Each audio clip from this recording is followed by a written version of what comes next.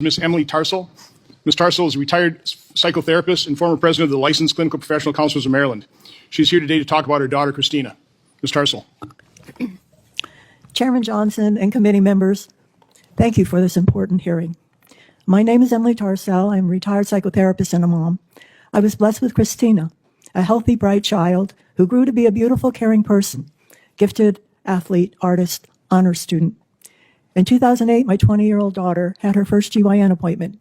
The doctor recommended the HPV vaccine, and we were told it was safe and effective and would prevent cervical cancer. We were not given any literature. We were not told of any adverse side effects. Ads conveyed a sense of urgency about getting Gardasil before exposure to HPVs. So Chris had always gotten the childhood vaccines and agreed to the shots. After vaccination, my daughter developed new conditions: joint pain, chronic sinus congestion, intermittent rashes, rapid heartbeat, dizziness on standing, unusual fatigue, and arrhythmia. We saw doctors, and Chris had an EKG, which came back normal. So we thought everything was okay.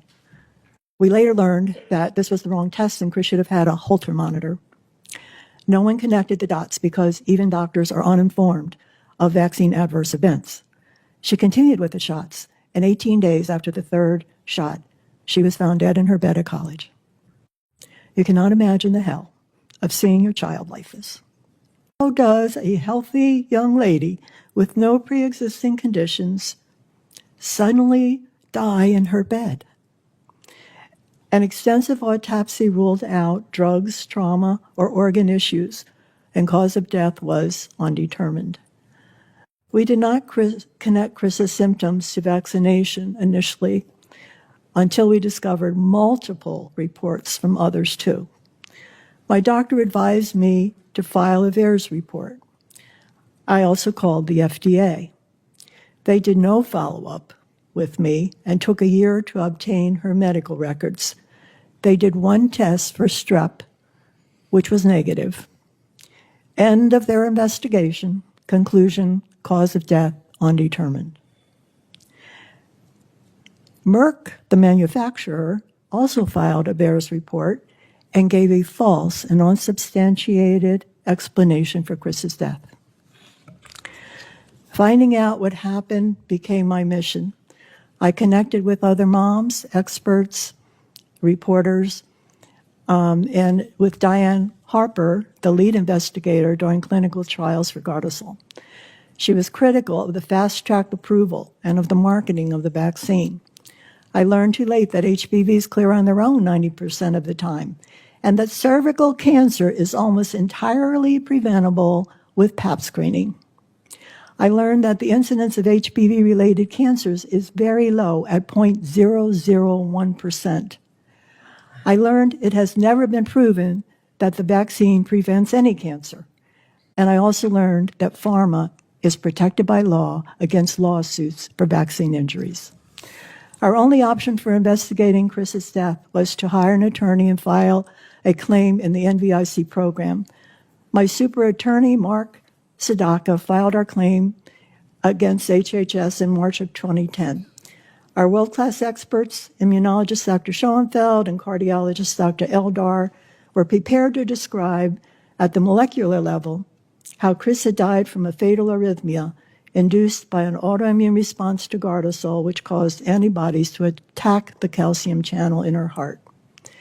After 8 years of litigation, HHS conceded by preponderance of the evidence that Chris died from her HPV vaccinations. Chris died from a vaccine she never needed, which was falsely advertised to prevent cervical cancer.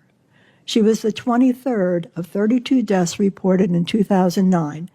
By 2023, there were 73,366 VAERS reports, including 555 deaths. Only 1% get reported. Additionally, of that 1%, almost 70% of the reports came from Merck, and 9 out of 10 of those reports lack sufficient information for follow-up. And despite this gross underreporting, FDA stated there were 3 times more adverse events reports for Gardasil than all other vaccines combined before COVID. The public has been misled and misinformed about the risk and benefits of the HPV vaccine. Can you talk about your experience following your daughter's tragedy?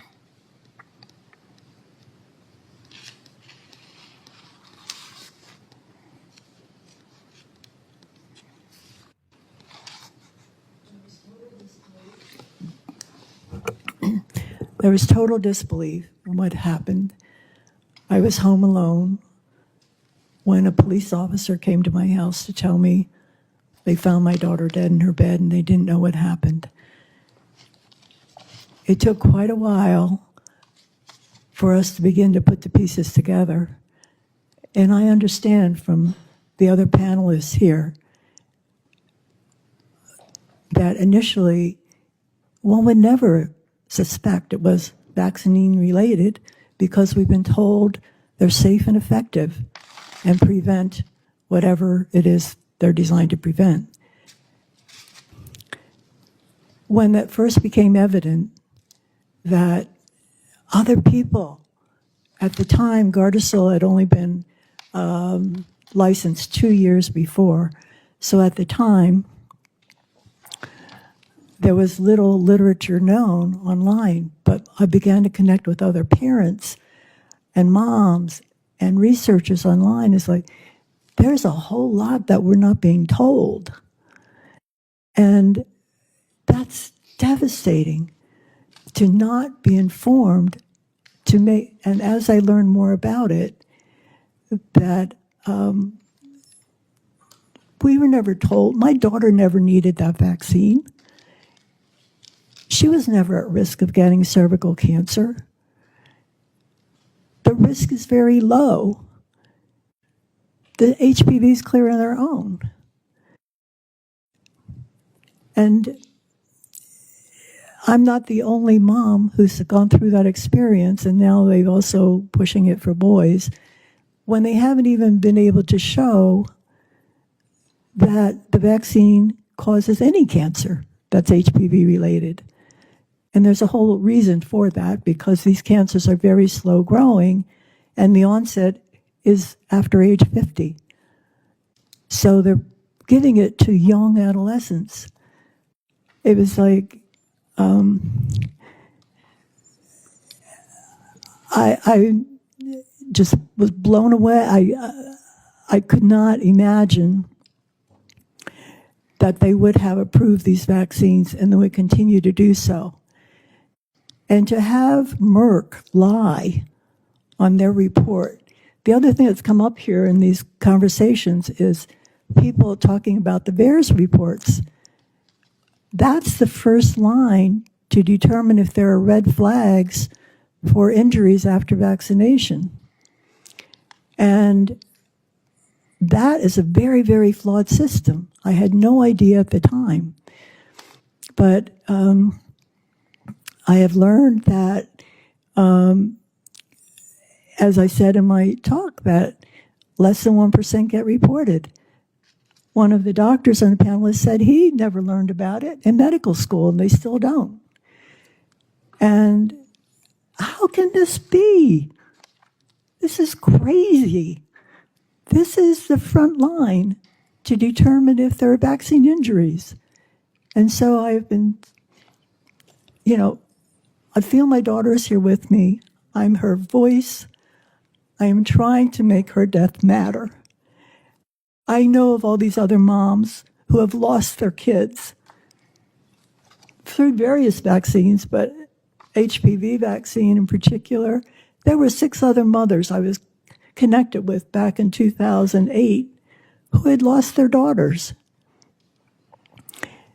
Thank God I had support and